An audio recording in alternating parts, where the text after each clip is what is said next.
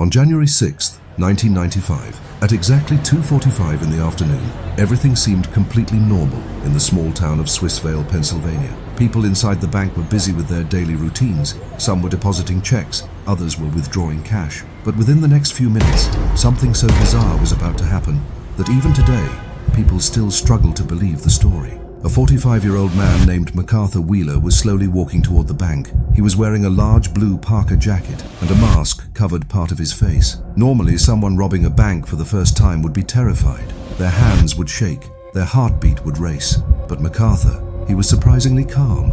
And the reason behind that confidence was even more disturbing, because he genuinely believed that there was absolutely no way he could get caught. The moment McArthur entered the bank, he walked straight past the line and headed directly toward the teller counter. The teller looked into his eyes for just a second, and that's when McArthur pulled out a dummy prop handgun. Put all the cash in the bag.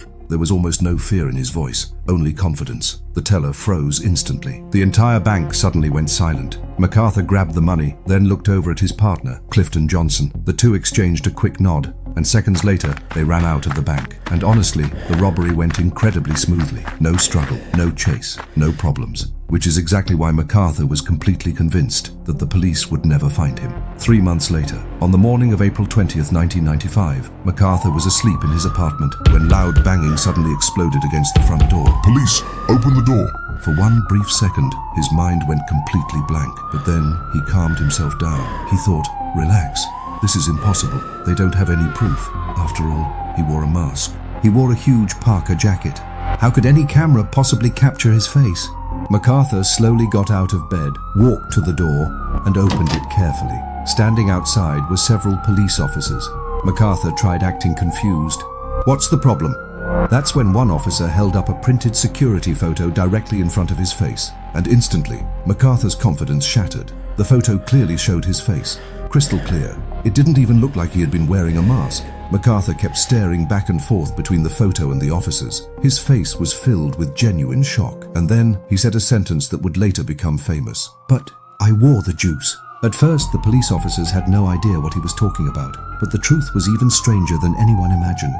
Someone had convinced McArthur and his partner Clifton that if they rubbed lemon juice on their faces, security cameras wouldn't be able to record them. Yes, they genuinely believed lemon juice could make them invisible. And the craziest part? They actually tested the theory. According to reports, McArthur covered his face in lemon juice, then took a picture using a Polaroid camera. And when the photo didn't develop properly, he convinced himself the trick had worked. From that moment on, his confidence went through the roof. He truly believed he had outsmarted the entire system. But the story doesn't end there. The robbery quickly became national news. People laughed at it. Jokes and memes spread everywhere. And most people thought it was simply another ridiculous criminal story. But when a psychology professor at Cornell University read about the case, he became obsessed with one dangerous question. What happens when someone is so incompetent that they can't even recognize their own stupidity? And that question eventually led to the creation of one of the most famous psychological theories in history, the Dunning-Kruger Effect.